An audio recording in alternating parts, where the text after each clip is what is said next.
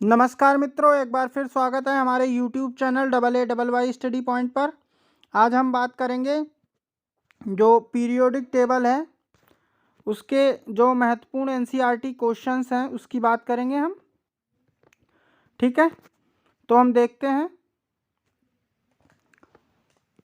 आवर्त सारणी में बाईं से दाईं ओर जाने पर प्रवृत्तियों के बारे में कौन सा कथन असत्य है। ठीक है, हमें बताना है कौन सा कथन इसमें असत्य है। तत्वों की धात्विक प्रकृति घटती है बाएं से दाएं जाने पर। ठीक है, धात्विक प्रकृति घटती है। क्यों घटती है?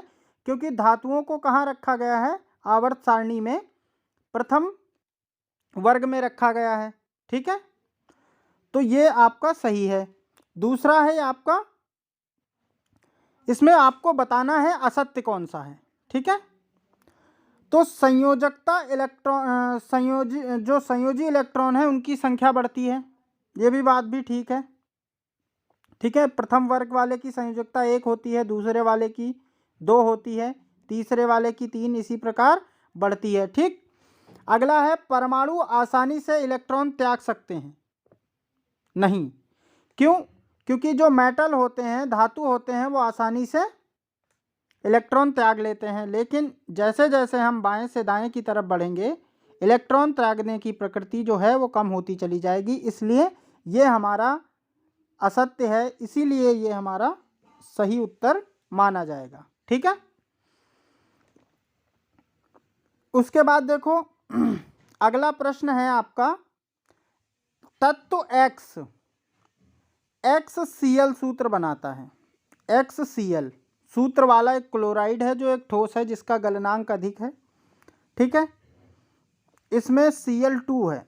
ठीक है, Cl2, तो यहाँ पर जिसकी वैलेंसी संयोजकता 2 होगी वो इस प्रकार का यौगिक बनाएगा।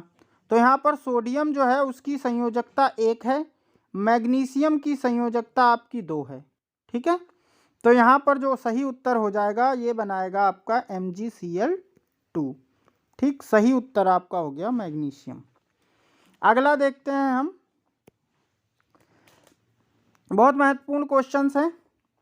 किस तत्व में 2 कोष हैं और दोनों इलेक्ट्रॉनों से पूरित हैं, पूरी तरह भरे हुए? तो एग्जाम्पल लिया है आपका नियॉन।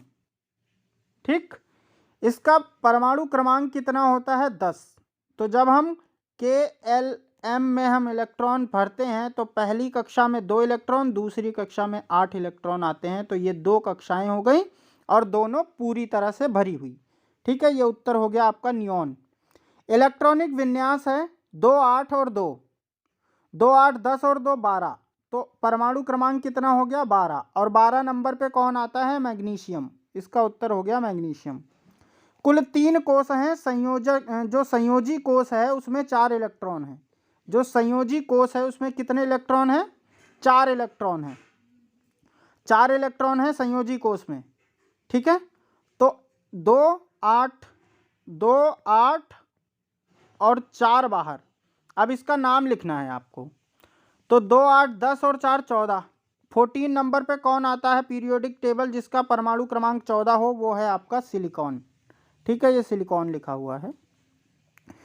कुल 2 कोष हों और संयोजकता, जो संयोजी कोष है उसमें इलेक्ट्रॉन हो 3, तो 2 और 3 इस प्रकार बनाओ। 2 कोष हो गए इसके और संयोजी इलेक्ट्रॉन कितना है? 3। ये कितना हो गया आपका? 5।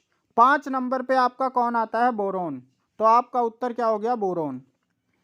ठीक है, अगला है दूसरे कोष में पहले कोष से दुगने इलेक्ट्रॉन हो, मतलब अगर पहले में 2 हैं तो दूसरे में 4 हो। ये कौन है? ये आपका कार्बन है। ठीक है, ये आपका क्या है? कार्बन है। ठीक है, अगला देख लेते हैं हम। अगला है आपका 4th क्वेश्चन, आवर्त सारणी में बोरोन के स्तंभ के सभी तत्व में कौन से गुणधर्म समान होंगे? ठीक है, बोरोन स्तंभ जो है उसमें आएगा 13th ग्रुप के सभी तत्वों की संयोजकता कितनी होगी? 3। ठीक है, ठीक, संयोजी इलेक्ट्रॉन कितना होगा इसका? संयोजी इलेक्ट्रॉनों की संख्या 3 होगी और इसकी संयोजकता भी कितनी होगी, 3 होगी। और 13 ग्रुप में जितने भी एलिमेंट होंगे उन सबकी क्या होगी, भौतिक और रासायनिक गुण क्या होंगे, समान होंगे। आवर्त सारणी में फ्लोरीन के स्तंभ में सभी तत्व में कौन से गुण समान होंगे, तो फ्लोरीन का होता है आपका 9। तो इसको अगर हम इलेक्ट्रॉनिक विन्यास बनाते हैं तो ये आपका हो गया 2 और 7। तो 7 ये संयोजी इलेक्ट्रॉन है, इसमें इसकी संयोजकता इतनी होती नहीं है, इसमें 10 जब जोड़ देंगे तो ये आपका 17 ग्रुप हो जाएगा, ये 17th ग्रुप हो गया। ठीक है, इस तरह इस ग्रुप के जितने भी तत्व होंगे उनकी जो संयोजी इलेक्ट्रॉन है, ठीक है, वो उनकी संख्या 7 होगी तथा संयोजकता इसकी 8 होगी, क्योंकि संयोजकता 5 से अधिक नहीं हो सकती, इसलिए 7 8 - 7 किया गया है, जिसलिए संयोजकता कितनी आई है, 1। और ये संयोजकता आपकी -1 होती है जब हम 8 में से माइनस करके इसको निकालते हैं। आगे चलते हैं, ये देखिए पीरियोडिक टेबल है। ये जो हैं इनको कहते हैं क्षार धातुएं। पहले वर्ग में जो hydrogen, lithium, sodium, potassium, rubidium, scandium और फ्रेंसियम जो रखे हुए हैं ये आपके हैं एल्कली मेटल, मतलब क्षार धातुएं। ये हैं क्षारीय मृदा धातुएं। ठीक, इनको हम पी ब्लॉक के तत्व कहते हैं। ये एस ब्लॉक के एलिमेंट हैं। ये एस ब्लॉक के एलिमेंट हैं। पी ब्लॉक के ये एलिमेंट आपके पी ब्लॉक, क्योंकि इनका अंतिम इलेक्ट्रॉन पी ब्लॉक में एंटर करता है इस वजह से। ठीक है, और ये सारे पुअर मेटल हैं यहाँ से इधर वाले, और ये हमारे नॉन मेटल हैं।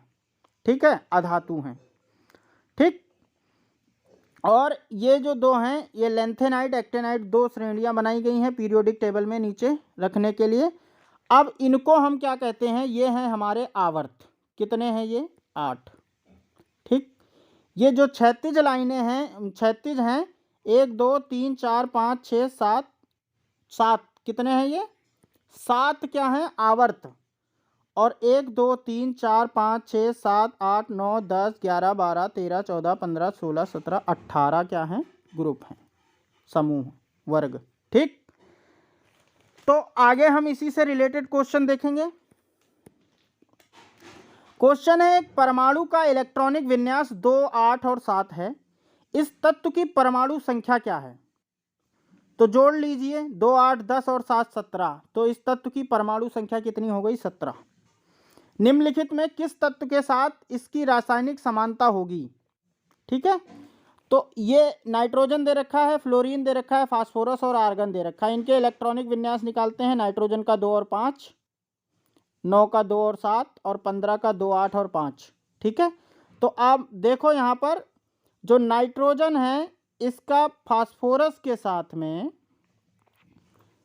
रासायनिक और भौतिक गुण, रासायनिक समानता पाई जाएगी। क्यों, क्योंकि इनके जो संयोजकता है वो बराबर है और संयोजी इलेक्ट्रॉन भी बराबर है। ये एक ही समूह में रखे गए हैं, एक ही समूह के ये तत्व हैं। ठीक है, आगे देखते हैं। आवर्त सारणी में 3 तत्व ABC की स्थिति निम्न प्रकार है। अब बताइए, यहाँ पर क्वेश्चन मिसिंग हो गया है, यहाँ पर क्वेश्चन मिस हो गया है। चलो इसको नेक्स्ट देखते हैं। नेक्स्ट क्वेश्चन देखते हैं हम। ये पीरियोडिक टेबल है, हमने पढ़ा दिया आपको।